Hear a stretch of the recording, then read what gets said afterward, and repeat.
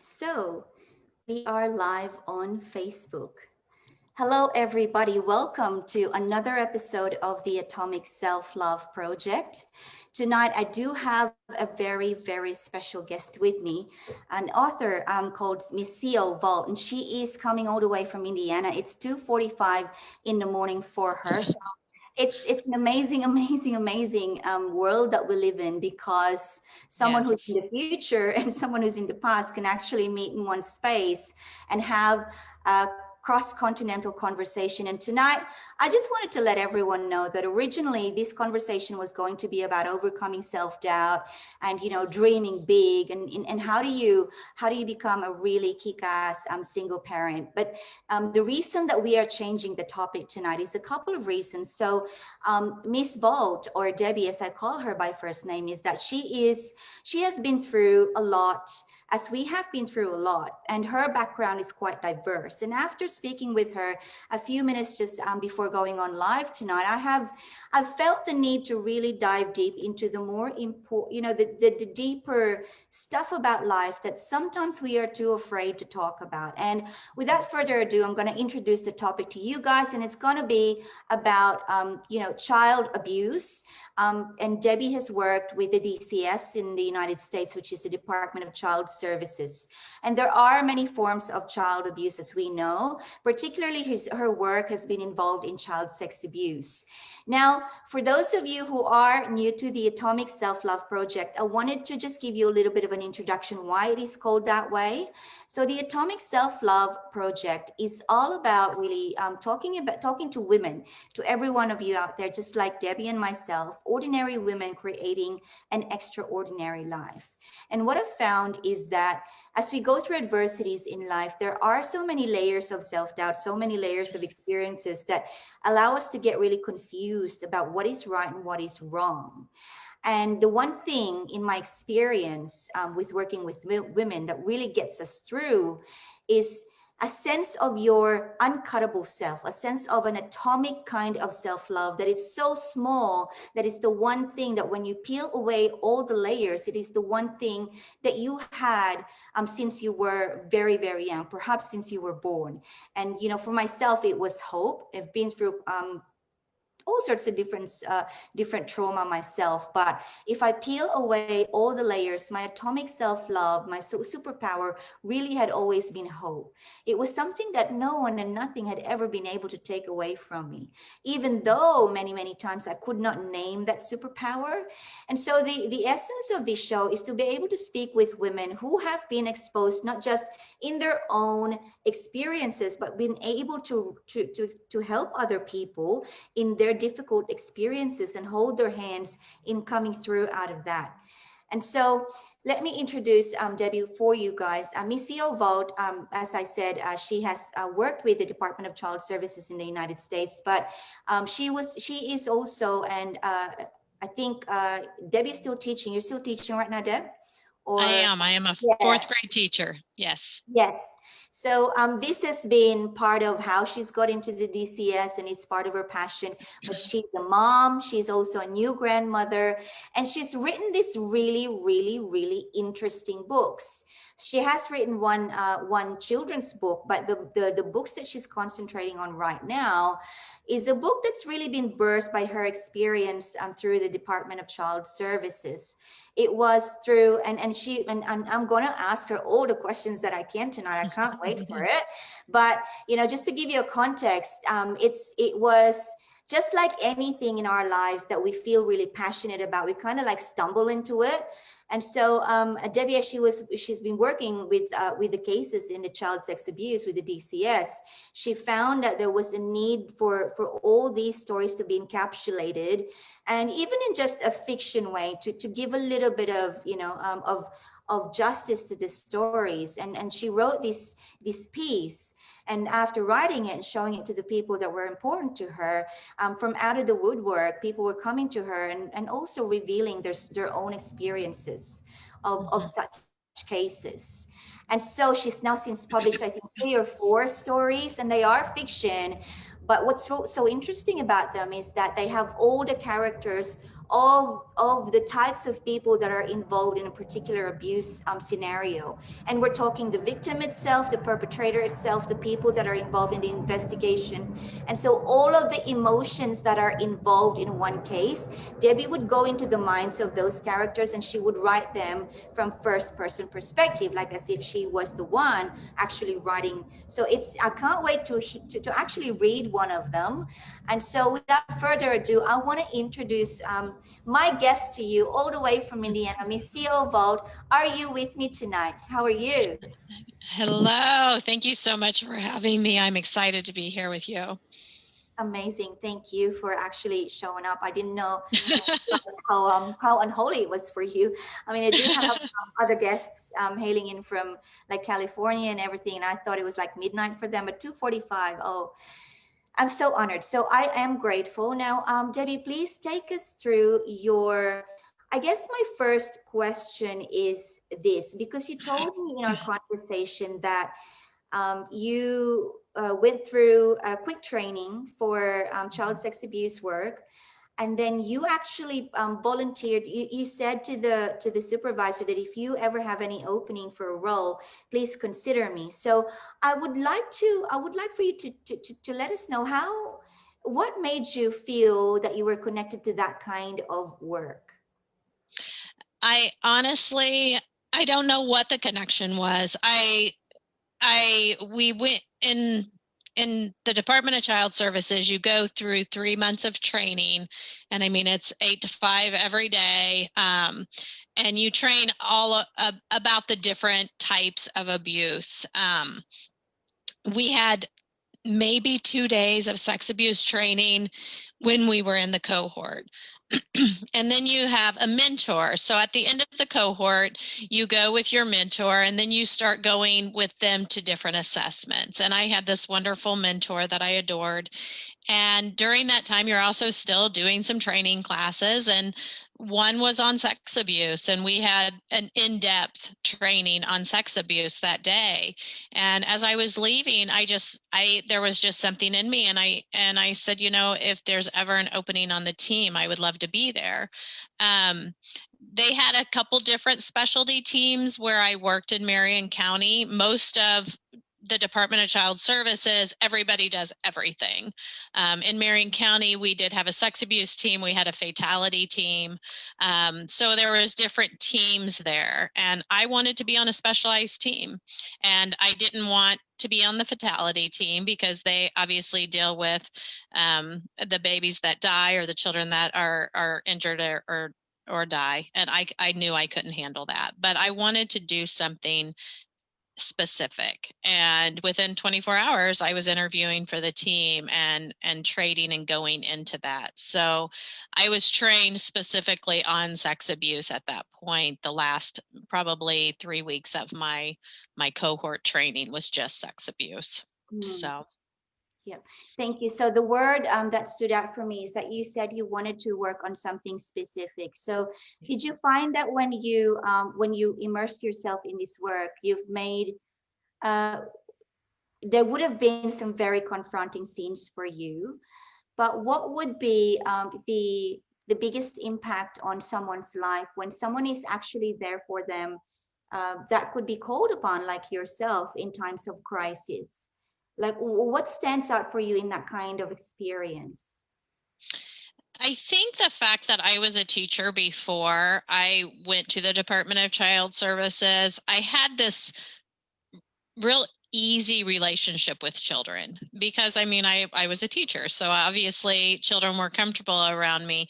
I think it really helped me do my job well because I could be there for the kids. I think it helped that I was a mom.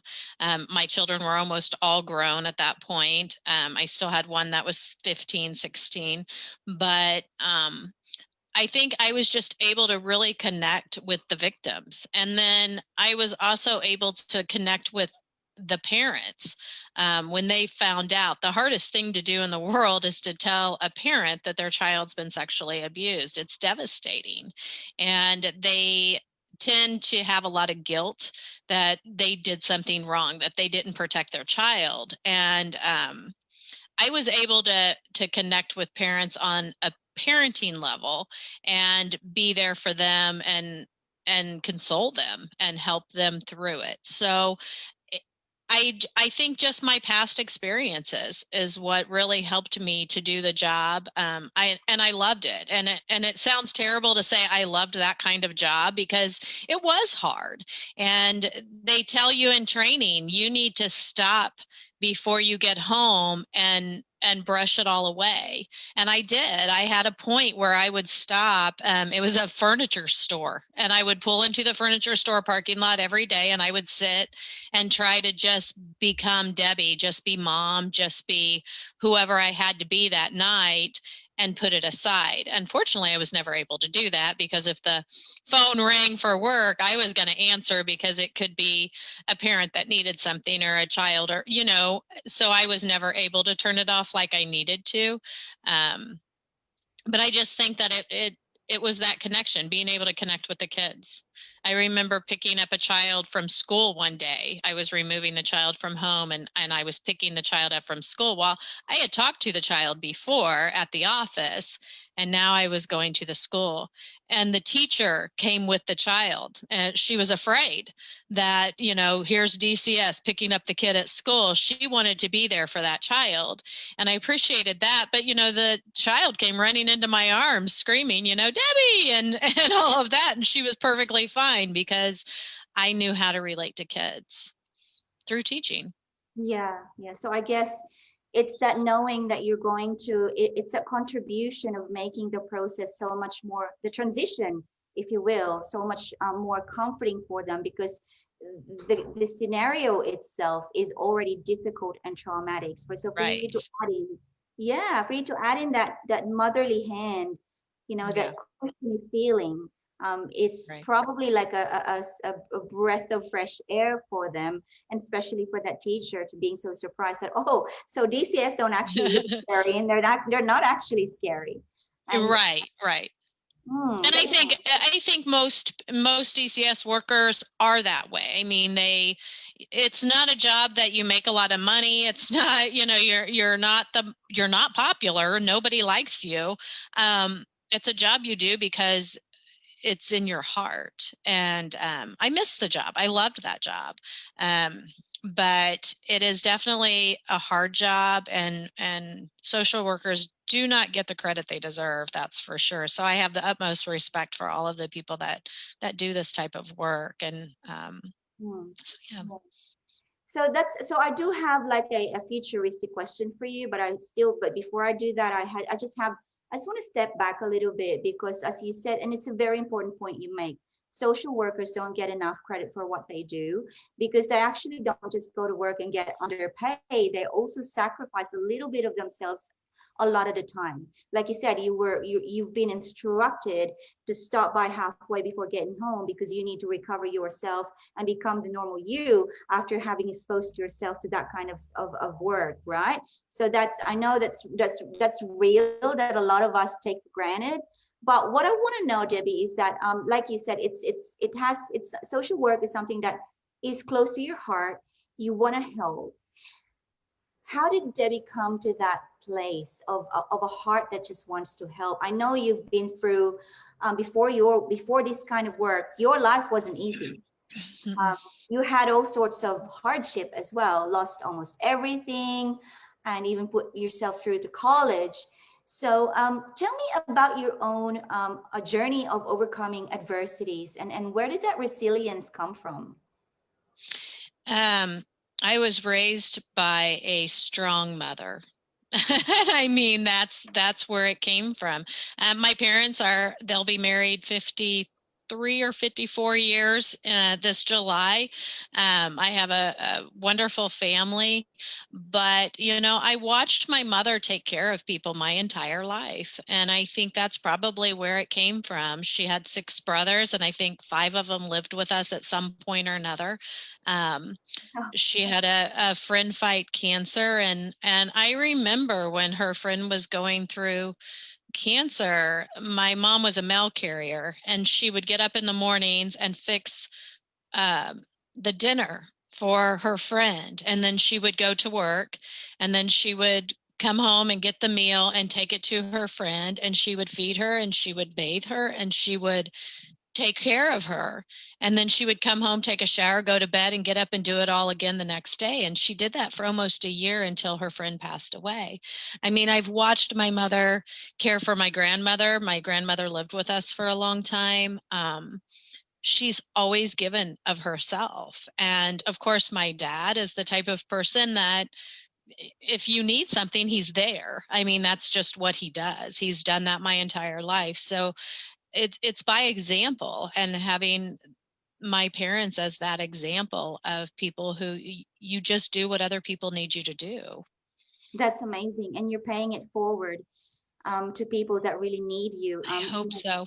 Yeah, in a very, very crucial way, if I may say so, having been a victim myself. So this is where I'm going to go into the future now, because one of my passions is being able to cut the cycle of abuse in children. A lot of the times, you know, so a lot of times it's not easy to reach the children directly unless you work with institutions such as DCS or, you know, the DOCS Right. in Australia. Right. So there are other avenues. For example, I now teach women to be really true to themselves, and so they can raise children that are also well spoken of their own truth and really will stand up for themselves and cannot be victimized. So I guess the question that I have for you in relation to this, Debbie, is that when you working with working in that environment, what makes of it from, so you were exposed to the children, and I'm not really sure how long your relationship is with the children, but what is usually the cause of this epidemic of sex abuse? What is this trauma that just keeps coming back to humanity? What is that? I mean, sex abuse, I mean, it's been around forever. We all know that. The problem with sex abuse is people don't talk about it. And when we don't talk about it, it continues.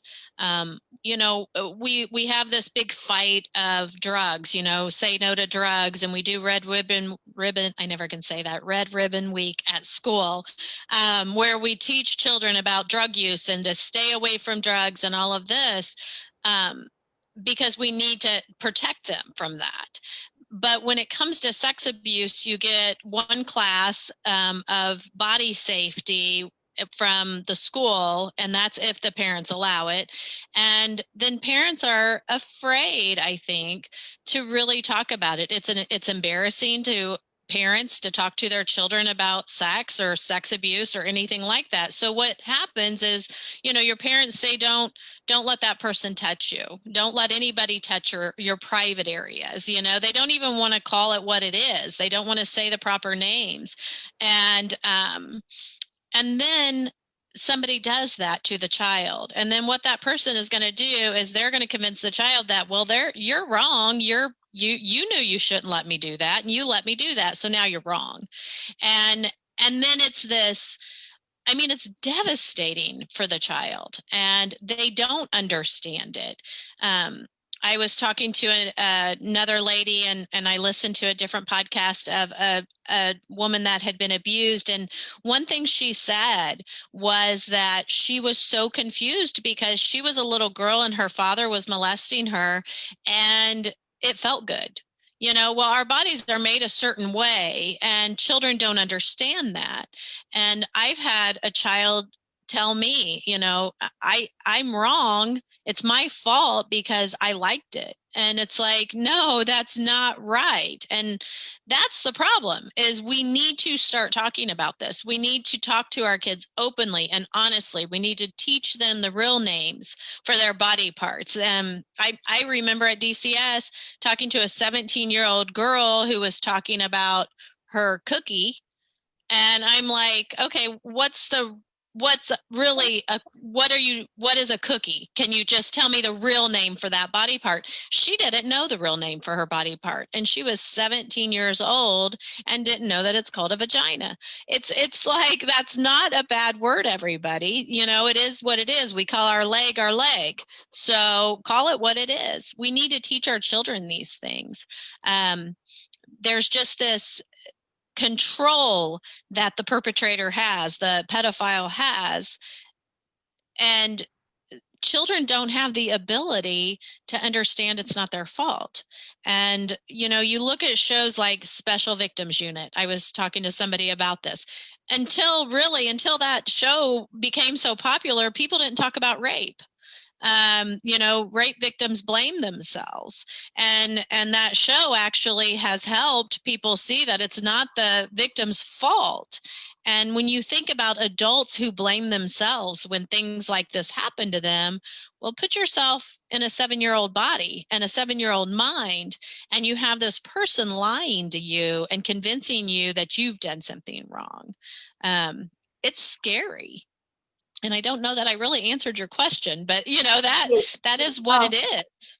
Yeah, it's absolutely horrendous. And there's so many different facets to what you've said then. And I'm trying to keep up in what I can remember, but I cannot agree enough when you said we just need to start talking about it. And just, it seems so simplistic, but it's not.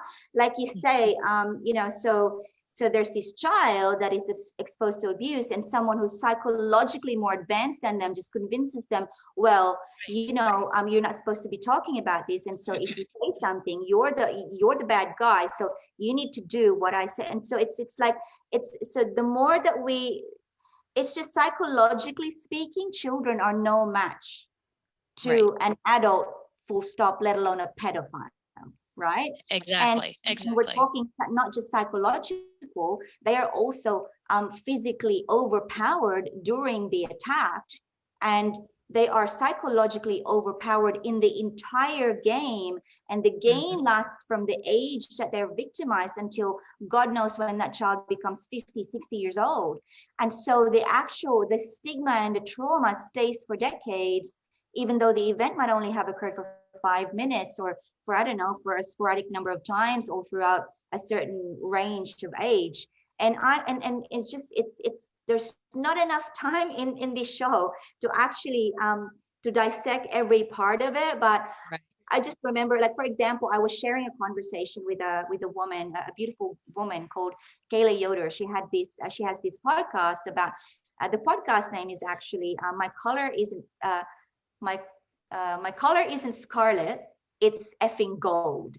So it's about really showing up with your sensuality and being proud of it. And she chose me as a guest because what I wanted to talk about in that podcast is that, as an experience of mine, I belong to an era back in the Philippines where we were still, it's not this now, it's not this kind of belief system now, but back in my days, we were actually sort of raised to believe that you are worthy as a woman if you keep your virginity to the person that you marry.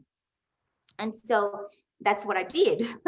But it actually put me into all sorts of trouble, because the person that I married, there's all these psychological games that he was playing, just with the innocence that I have, and it was just no match. And so I developed all sorts of things, eating disorder and just near-death experiences. And so what I do, so my message was about, because I do have a daughter and I have a teenage son. So there's a lot of children around me. And my message really is that we need to detonate the negative power of sex, because so many people stigmatize just the talk of sex itself. And what happens is that when you start to create an open and honest relationship with your children, for as young as they are able to talk about things like this, they empower themselves with knowledge and with decisions that are in favor of them. Like they can make decisions as to if they're curious enough, what kind of protection they want, are they, the choices of the doctors, and and they can just move on with the more important things in life, because sex is just a very, very small part of Right. life, really, if it's done correctly, right? There's so many other things to think about: your dreams, your family, the love of, just, and so I just wanted and I guess that's the kind of education that you would be passionate to bring to children right now. Right. But when you talk about the scenario where, oh, don't touch your private part, or let you just make sure that you know how to say no, don't do that to me, it's not quite enough. Because Mm-mm. when little hands go say no, don't do, it's not quite enough. We need No. to find a space where, like you said, number one, it's not only 1 day or 2 days at school where they talk about just what it, for protection, body protection, or it has to Right. be involved. And unfortunately, I've never been a teacher in that in that field, so I'm not very articulate on what needs to happen for that to change. But I know enough that it is a worldwide problem, because child sex abuse is a worldwide problem. So I guess, Exactly. yeah. So my next question is, what little, what small wins, like little wins, like victories of do parents and children have when you work with them? Like, let's say they have already gone through the trauma, and when they choose to correct the path and work with people like you in DCS, and so what kind of future can they look forward to when Well, they become? one thing that I think is very important for people um, is to understand that a child isn't going to get over it. And I have heard parents say, I wish they would just get over it, because the parent doesn't want to keep reliving what happened to the child any more than the child does. A child is not going to get over it. They're going to get through it, and they're going to move forward and move past it. But that is always going to be a part of them. And people need to understand that you just don't get over something like that. You don't get over a trauma like that, but you can move on and you can move forward. And so that, of course, is the goal. When I was at the Department of Child Services, they have counseling services, and that's very important, that a child gets those counseling services, and they provide those services for the child. I think one of the best things for the child is just that the parent will openly talk to them and believe them. And sadly, not all parents believe their children. I've never understood it, but I've watched parents tell me that their 7-year-old is lying. And it's like, wait a minute, how would your 7-year-old know these details of sex? They wouldn't unless it happened to them. You can tell when a child is not telling the truth. And I've always been amazed when parents don't believe it. And a lot of it's denial. You don't want to think something like that's happened to your child. You can't blame anybody for not wanting to believe it. But ultimately, supporting the child, protecting the child, and letting them work through it at their own pace, because not everybody's just going to get through it right away. It takes time. And, it was a few weeks ago, somebody came to me, an adult came to me, and they said, hey, Debbie, look this name up on the computer. And so I did. And when the name came up, it was all court documents about this person that had went to jail for molesting their children. And I said, did this person touch you? And they said, yeah. And I said, did you tell? And she said, no, it was 20 years ago, and you're the first person I've ever told. So, I mean, for 20 years, she's carrying this abuse with her. We have to start talking and being open and letting people feel the way they feel, letting those children feel the way they feel, and not trying to rush them into just getting back to normal, because their normal was ruined by somebody.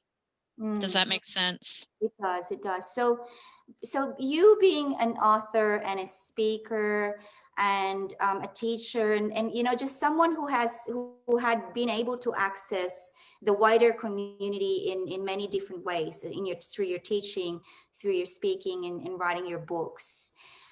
Have you ever thought about, is there ever going to be a possibility of a platform where these victims can talk and express?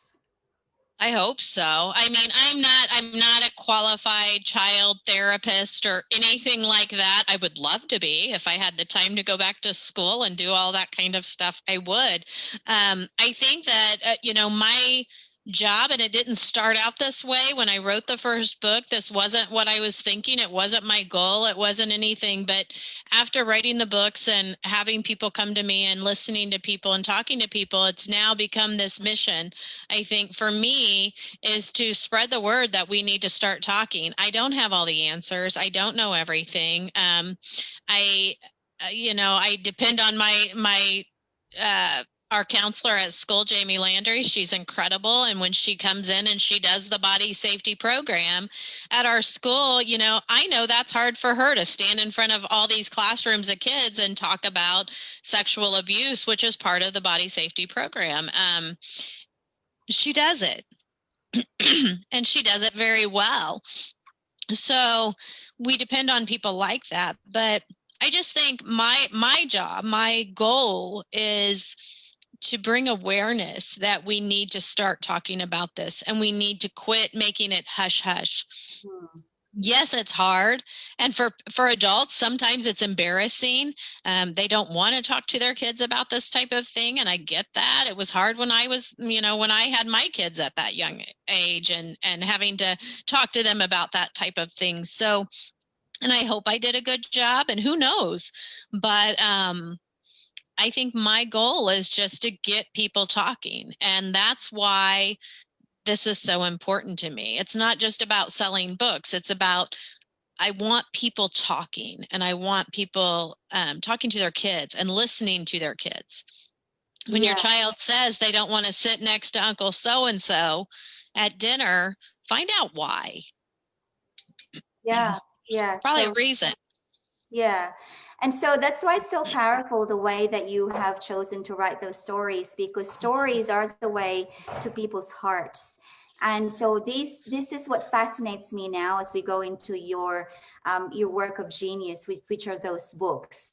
Now, you've told me sort of like the pre-context of how those books started, but if you wouldn't mind just telling the story again to our listeners tonight, is just how it started when you started to write the one, and then the next thing you were showing it to everyone. I'd love to hear it again. Okay. Well, I had always said I was going to write a book, and I never had a story I had tons of stories in my head, but I never had anything from the beginning to the end. It was always just a jumble. And I had told people I was going to write a book, and I was in the bathtub where I think of my best ideas. And I was thinking about DCS. I was thinking about a couple students at school that I knew some things had happened to with sex abuse. And I was thinking about my oldest son, who had come to me and said, years before, when he was trying to decide what to do for a job, he came to me and he said, "Mom, I got the best job in the world. I know what I want to do." And I'm like, "Okay, what?" He goes, "You just give me a list of pedophiles. I go to the house. I say, you touch this kid, and I kill him." And I'm like, "Well, that's great, but it's not legal. You can't do that job, honey." But it was just, and it was funny. He was being funny, but I was thinking about all of this, and it was like, wait a minute, I have this. I'm going to write a book about a social worker who is sick and tired of people hurting children and decides she's going to take it in her own hands. And before I got out of the bathtub, I had the prologue written. I had the beginning. I had the end. I knew the characters, but I was too afraid to write it. And I was teaching, and I was telling people, "Oh, I've got my book idea. I know that."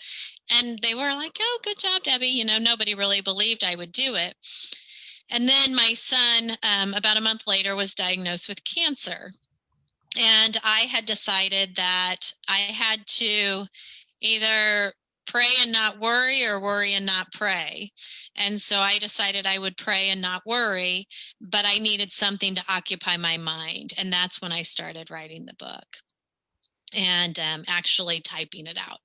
And I sent the first couple of chapters to my best friend. We've been friends for 45 years now. And we're going to be 50 this year. We met in kindergarten. And I sent it to her and I said, so I don't really know if this is going to be any good. Will you read this for me? And she sent back, I was wondering when you were going to start writing a book. So yes, it's good. Yes, I love it. And yes, you need to keep writing because I need to know what's happening next. And she really was this huge support. And then my co-workers, Jennifer Mann and Melissa McGinnity, Kim Bratton, and Shelley Hendershot are my co-workers in our pod. And I gave it to them and they started reading along. And they would come into work and be like, you got to kill that guy. You can't let this happen to the kid, and they would get so into it. And so it was a lot of fun and a really dark time for me. But I needed to do something to occupy my mind. I will say my son is cancer free, and him and his wife just had their first baby. Little Jensen James was born in November. I know. So life is so good. And it's funny because my mom didn't read when I was growing up. She never read. My dad taught me to love reading. And mom never liked reading. And now she does. She loves to read. She loves these love stories. And so I never asked her to read my book. And then after Christmas, I was ready to self-publish it. And she called and she said, Debbie, why didn't you have me read your book when I was there over Christmas? They live in Florida. And I said, well, it's not your type of book, Mom. And she said, well, I still want to read it. And then she got involved and she would, say, okay, you have an error here. And she started correcting my errors and my grammar for me. You cannot correct your own books. I will tell you that right now. I can correct anybody else's, but I read what it's supposed to say, not what I actually typed. But she really got involved and she would say, well, I don't understand this. This isn't clear to me. And so she helped me to make the book better. And her and her friend, they do things together all the time. And her friend started reading it too. And she's somebody that just reads Christian books. So, I had all these people reading and helping me make it the best it could be. I finished Sadie's story. That's the first one in the series. And then I started on Nevaeh's story. And my mom would text me at, 12 o'clock at night. I would hear my text go off and it's my mom going, you can't let this happen and you need to do this. And it's, she's so involved in these books and it's made it fun and fabulous and a lot of support. So that's how it got started. I would like to say that nobody will read graphic details of child sex abuse. Yes, the books deal with child sex abuse. The social worker is a child sex abuse worker who starts a company that focuses just on sex abuse and helping those children. She has kind of a mysterious past, but you're not going to read the details. You'll know what happened to the child, but not in detail, because I know that people can't really handle hearing those details. So those are the books. Yeah, I love it because, well, number one, because you're very, you're thoughtful enough to know that it's not about a showcase of the gory details. Yeah, no. But it's more about the psychology of the experience and how we should be thinking about these things and how we can get educated and be more open and honest about it, so that it's not, the more that it's a taboo subject, that's what gets us in trouble, I believe. Right. We need to talk about it. And I will say that, the more I write, it's like I just finished the third book. I haven't published it yet. I'll publish it in March. As I was writing, I was having one of the characters encouraging the victim and telling the victim things. And my goal is, because so many people have came to me and said, this happened to me, and they've told me their stories. I'm hoping that when people are reading what this character is saying, these encouraging words, that they feel it themselves, that they're encouraged, that they they feel justice, that they feel like somebody understands them. And so I really hope that it touches them in that way. So the more I write, the better I get as far as trying to get more, I guess, education out there, more knowledge, more understanding about this subject. You know, the first book is more, it was my coping mechanism during a difficult time. And now it's turned into so much more. The fourth book that I just started a couple days ago, and I'm so excited about, is really more about love and what love can do for a child, because it can totally turn a child's life around. So and I would like, and I'll show you my books because I have to brag. My daughter Peyton is a tattoo artist, and so she designs my book covers. So this is Sadie's story, and my daughter Peyton drew the cover of my book. So this is Sadie's story, and then this is Nevaeh's story, and Peyton again drew the cover of my book. So I'm really excited that my daughter is my illustrator, and she's doing a great job. So I'm super proud of her. They are beautiful. Thank you. So I'm sure she wants me to slow down. She's trying to do tattoos, and I'm calling her saying, "Hey, I got another book cover I need you to draw." So it's beautiful. Thank you for sharing. And it's interesting. So may I ask, what is the name of the child in the fourth book? Aiden. Aiden. Okay. Aiden. Aiden. It's a boy. So it's a boy. It's a boy in the fourth book. So I have Sadie's story, Nevaeh's story, Danielle's story will be out in March, and then Aiden's story. So, Debbie, you talk about love and how it can change and save a child's life. Well, it does change everyone's life. You know, for many of us, we could be looking for love, but we didn't really know what love looked like or how it felt like. We just have the idea of love because it's a longing, you know, and I can say this is a firsthand experience. So it's been a longing that I've had for a long time. It's just that I didn't really know what it is because I've not had a firsthand experience of it. So, and I know that the power of love. So in your experience, has there been any lack of love? And I think this might be a rhetorical question at this stage. Is that what dynamics or what form of lack of self-love is involved in the dynamic of a sex abuse scenario? It could have been, you know, like I know parents sometimes, and I'm a parent myself, so my heart is out to the parents, but sometimes it could be that they are a little bit involved in their own personal dramas, that it's hard to pay attention to what's going on outside of themselves. And so the love that's needed to be given to the child and the protection may not have been given as much as it should have been given. So how does the lack of love play out in these types of difficult, horrendous scenarios? You know, and I don't think, I mean, I think we as parents, and I think it goes for everybody, for the most part, there's two parents both working, or a one-parent household, parents working. They're trying to survive. And I think parents do the best that they can do for their children. When it comes to sex abuse, that perpetrator that is hurting that child, they're sneaky. And it's going to be the people they don't expect. It's proven that almost, and I don't know the figure, it's like over 90%, I think, of people that are sexually abused, it's by somebody they know. It's not by a stranger. It's going to be by somebody you know. And I can tell you that's true. I don't know, I can't even think of a time when I talked with a child and it was a stranger. It's always been somebody that they know. And it could be an uncle or an aunt and it happens to both boys and girls. And there are men and women that hurt children. It's it's crazy. So, you know, I don't think that I wouldn't say, I would never say it's the parents' fault. I think the parents in general are doing the best they can.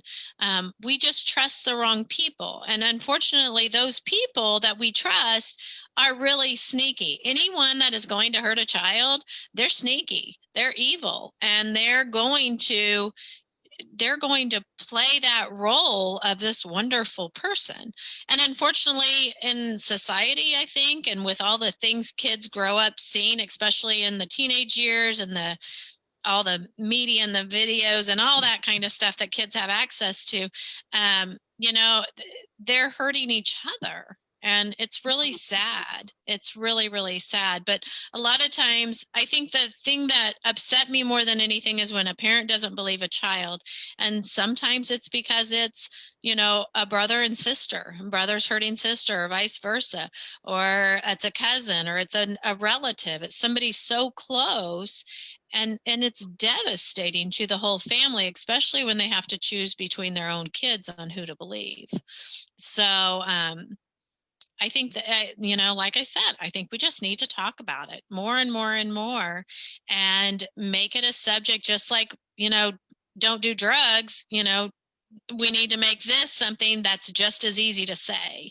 And it's not there yet. But I don't believe it's going to get there unless we start talking. So yeah, so there is definitely quite a journey to be had yet in terms of the development of this conversation. We are so well evolved in, like you said, politics and, I don't know, drug abuse, terrorism. But when it comes to really, child abuse, it's a very hush-hush thing. And I think it's scary. It's scary for a parent to think that would happen to their child. And it's almost like it's easier to just not talk about it, because then you don't have to think about something so horrible happening to your child. But you know, the only way to fight it is to talk about it. Yeah, So, yeah, and you're right. Like that's exactly right. Like even this show that we're doing right now, really the intention is just so that we can just talk about it. You know, it just needs there just needs to be a conversation to be started, and there are no. I feel like we have enough guilt, fear, and shame that we really need to get rid of those, because it's not about that. It's about it's not about that. It's about just being there for each other and making sure that these perpetrators have no psychological advantage no longer. I mean, we're yet to come to that stage, but you know, the more that we detonate their power, then the less that they're going to perpetrate or prey on those young people, and or anyone really. Like even adults can get victimized. Absolutely. Absolutely. So yeah, I mean, it's very important that we just talk and tell kids that it doesn't matter if it feels good. It doesn't matter if it's your whoever. It doesn't matter. You can always come to us. You can talk to us, and we're going to believe you, and we're going to help you through it. So taking the guilt off of the kid, because that's what that perpetrator is doing. They're making the kid feel bad. They're making them feel guilty, and they're making them feel that it's their fault. And we have to take that away from the children, because they can't understand. They're not developed enough to. They don't have that ability. And even in the teenage years, they don't have that ability. So, yeah. And also taking the guilt, fear, and shame away from the parents as well, like from all the parties, because it's really, you know, it's not about that. It's about coming together to really talk about, okay, what's gone wrong, and let's correct it, and let's make sure that it's, and like you said, it's never going to go away from a victim's memory, but at least there's something that can be done now, then leave them alone with that trauma unexpressed, and just because what the tendency is that then they go on to numb the pain with the things that we talk about, like the drug abuse. But you know, the deeper core reason of that kind of substance abuse are these things that are not being talked about really. And so really about going deeper into, okay, so what's happening, and what's happened can be even more to the point. And Right. so I admire the pioneering action that you're doing, because I don't know of anyone actually who has, you know, that avenue, that pathway of just opening up the conversations. And what a way, but by doing it through books and through stories. And Yes. and I And know these for a are fact, fiction. I know, yeah, yeah, Yeah, but they're fiction stories. yeah, but like it's true what you say. Like when I was younger, I used to really love these books by Sidney Sheldon, and they're all fiction, as you know, but they have a lot to do with suppressed women, and so it was actually part of the way that I was able to identify. Hang on a minute, I feel like I'm a suppressed woman Yeah. because I can Yeah. relate to this story, you know, and Right. so And I think so many people can relate to this. And I think, you know, you read something in the newspaper, or see something on the news about somebody has hurt this child or done something. And I mean, how many of us have said, give me 5 minutes with that person? I'd love to have 5 minutes alone with that person. We all want justice. And so these books will give you that justice. You know, you get to live through Delaney and her mission to save the children. So so yeah, they're not, like I said, no graphic details. You will cry. There are parts I cry writing it. So there are parts that'll really tug at your heart, but Delaney's going to do what she needs to do to protect those kids. yeah, I believe that your books should be distributed more to you know to even the public system like schools, and just as it for book reviews perhaps. And you know, I think that there really is a big need for those types of fiction stories. Well, and the saddest part is, you know, as an author, there's everybody's writing a book, especially with everybody's on quarantine and things like that when the pandemic hit. You need a literary agent to take your book to publishing companies and things like that to get them out at on the bookshelves and all that promotion. Well, it takes a long time to get a literary agent if you're lucky enough to find one that will take you. And I've written the query letters and I've done all of that stuff. I did it all summer long, and I realized people see these books are about sex abuse and they're like, nope, not touching it.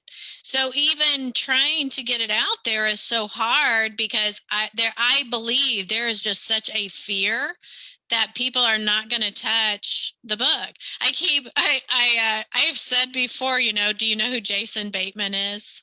The actor Jason Bateman. yes, yeah. Okay, I grew up with him. I actually sent him a message on Messenger, and it could not really be him. I know it could be somebody living under a bridge and pretending to be him. It might not be, but he did respond.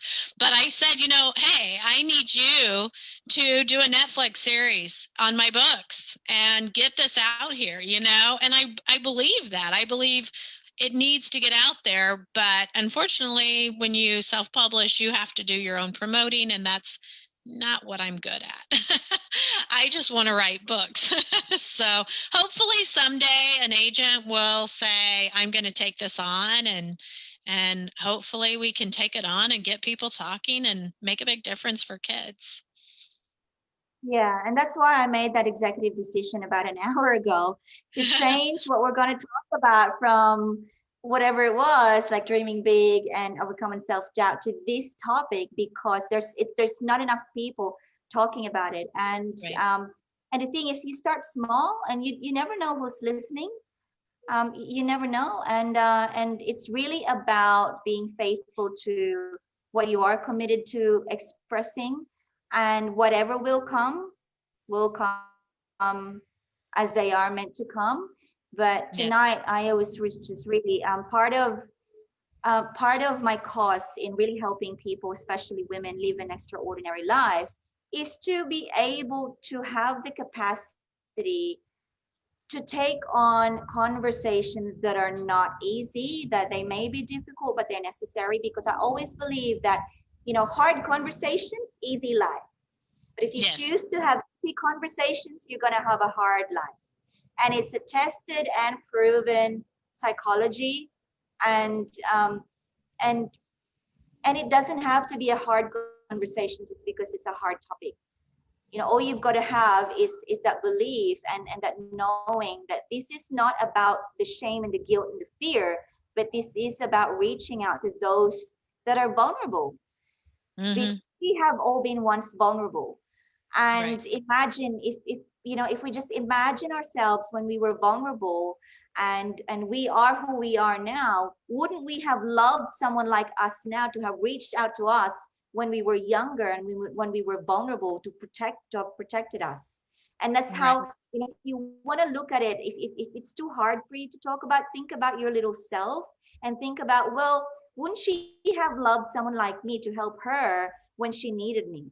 And then you can really come out and have those hard conversations to create an easy life, to create an extraordinary life. So on this show, whether we're talking about sex abuse or divorce or dreaming big or whatever it is, it's really about being able to express your truth as it stands inside of you, because we are so preconditioned to think that there are right and there are wrong things.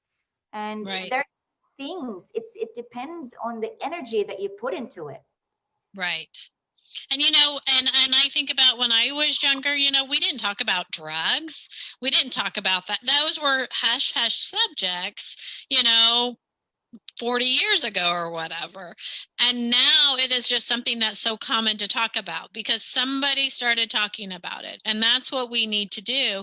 And I think when you talk about it and we really get into it, that gives parents and those people that aren't comfortable, it gives them some leeway, and it helps them to be more comfortable about the uncomfortable, like you said. So I think that it takes an army to raise a child, and we all need to be that army, and we all need to help each other out and support each other. Especially, I do think it's important that women support each other, and get rid of the stigma that you're a bad parent if this happens to your child, because I have talked to so many incredible parents, and it's happened to their child, and it's not their fault, and they didn't do something wrong.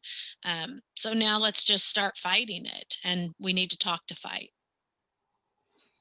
Debbie, this has been a most important and brave time that you've shared with me tonight. I cannot tell you how grateful I am to Well, have you thank here. you so much. Thank you for having me. I love it. Thank you. Oh, so what we'll do is we're going to turn off from Facebook, but you and I Okay. stay together on Zoom. So I want to say good night to everybody who's joined us tonight on the Atomic Self-Love Project. To check out Debbie's books, it's on the www.booksbycovalt.com, and it is on the comment. No, it's in the comment at the top of this video thread. And if you want to join me on my Facebook group to talk about life hacks and how to become the woman of your dreams, it's on there as well. And as always, believe in you, take care of yourself, always operate from a full cup. And I will see you again on, what's that? Next Sunday would be the 31st of January. See you, ladies. I love you. Bye. I'm signing off from Facebook. Thank you. Bye-bye.